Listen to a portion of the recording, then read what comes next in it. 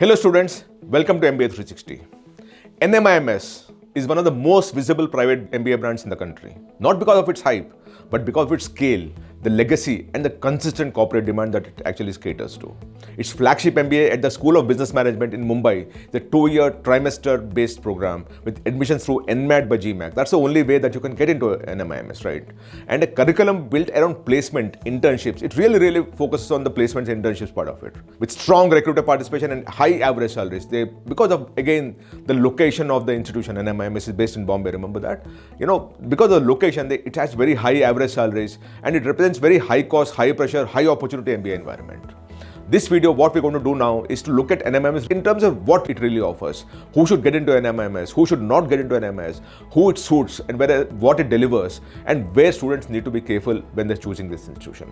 Let me take you through data of everything that you need to know about NMIMS, and then you can take your own decision and see whether you want to be a part of it or not, right? And before I move any further, if you're not subscribed to MBA 360, please show us your support. Please subscribe to MBA 360. It's very important for us to know that you're watching us and we are actually contributing to you understanding the space. Now, this is what we are discussing. We're talking about weightages, placements, fees, everything we'll discuss now. Now, to begin with, what is NMIMS? It was established in 1981, so it's 45 years old. Now, when you actually have an institution which is 45 years old, typically its alumni would be all over the place. In all big companies, they would have grown up the ladder over the last 25, 30, 40 years. So everyone who joined even before 10 years back also would be in a very leadership position in those companies. And whenever you have such a thing happening, that placement is extremely good.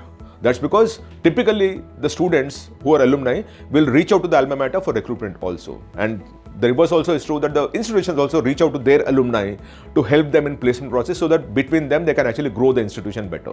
And everyone who studied in an institution normally is proud of where they studied in, and they want to help them out also, because it actually helped them to be the people that they are, the person they are.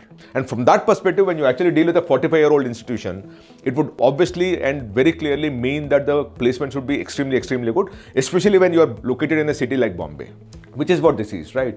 It's a deemed to be university. Though the name is Narsi Monji Institute of Management Studies, management is a part of the NMIMS name, but as they moved along and as they grew, they became a university. And now it's a large university which offers multiple courses, right? So it's a university. It's spread across 117 acres in the center of Bombay. You can't get better deal than that, right? And the management ranking is 24. So in terms of the MBA ranking, it's 24th best, which essentially means that if you were to take only the private institutions, it will be about 5 or 6. That's because you actually have the IIMs and all. The private ones, it's very difficult for them to step in the first cluster, but they seem to have gone that. So they'll be between around 5 would be the private B school ranking, if I may say so, 5 to 7 or something like that. The total students is 1200. Of which 52% are boys and 48% are girls, or 51% and 49% depending on how you look at it. That's extremely good. This kind of diversity you rarely see. But NMIMS manages that, and that's very good in a sense, because when you actually have a B school where the diversity is almost equal, it augurs very well for the kind of learning environment that it has, right? And 88% of the students come from outside the state of Maharashtra. This is extremely good again.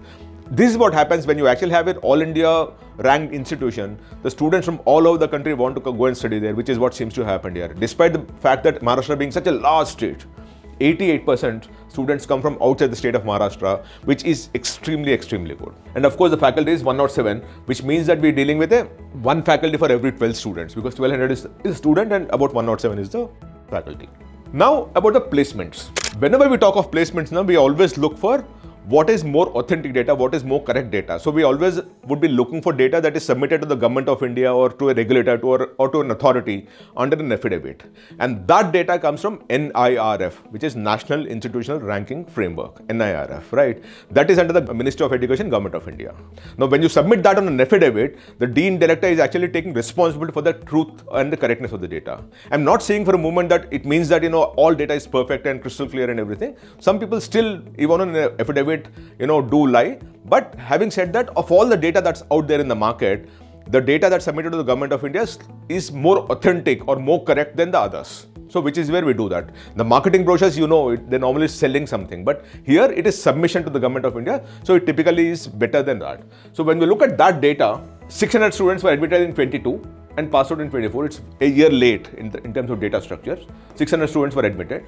All the 600 graduated. So there is no failure rate here.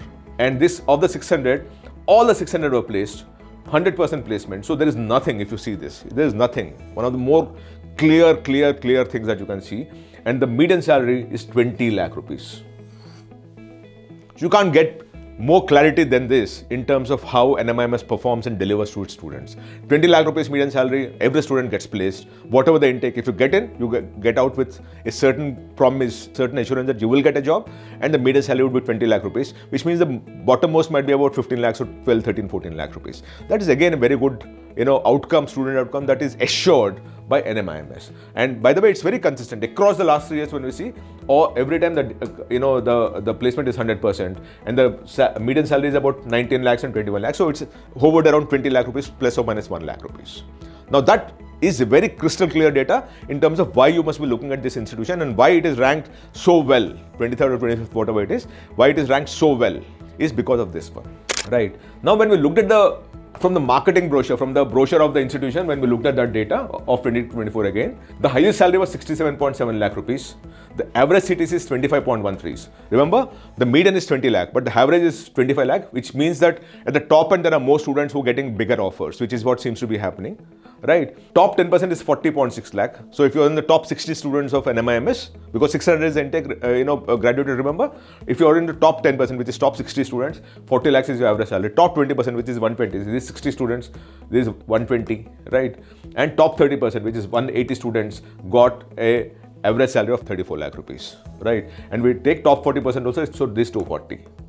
So at least 240 of the students got an average salary of 32 lakh rupees and above. Now, it is extremely good if you put things in perspective. Now, what is the selection weightage? When you look at that, they actually have their own examination, which is NMAT by GMAT, which is conducted by GMAT actually, and it's called NMAT by GMAT. 20% weightage goes there. Competency assessment test is 50% weightage, so this is very important for you. AI-based personal interview is 10%, work experience is 10%, and academics, which is 12th and 10th marks, is 5 each. So in all, 100%. So this is the kind of weightage that you give, and you must look at it very closely, right?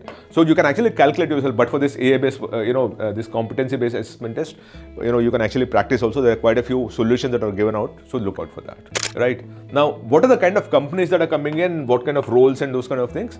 BFSI, of course, Bombay being a commercial capital of the country, you'll actually have a lot more BFSI, which is banking, finance and service industry. So there are 33% offers are there because all banks are housed there, all investment banks are there, all investment managers are there, all financial services companies are there. So when you look at that, of course, 33% happens there.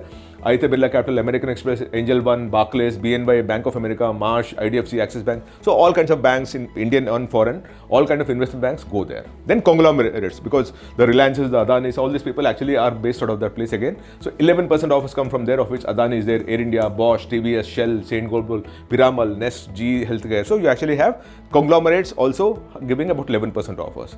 Startups and logistics e-commerce, FedEx, Flipkart, Digio, Cat King, Swiggy, Think9, Novex, PhonePe, and all these guys, they give about 6% offers, right? FMCG, and of course, again, because it's a commercial capital, you also have some of these big companies, corporate offices being there. So Asian Paints, Diageo, Relaxo, Samsung, L'Oreal, ITC, Reckitt, Pidilite, Tata Consumer, all these people also 70% of the offers.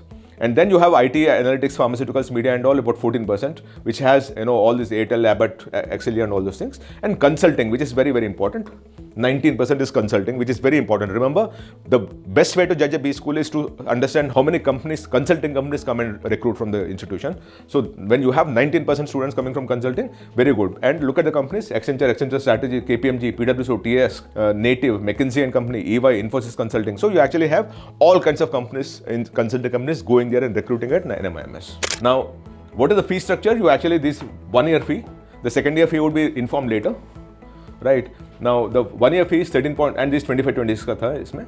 13.5 lakh for MBA, HR is 12.75, 9 lakh for pharmaceutical management. Remember, some of them are sectoral MBAs do very well, right?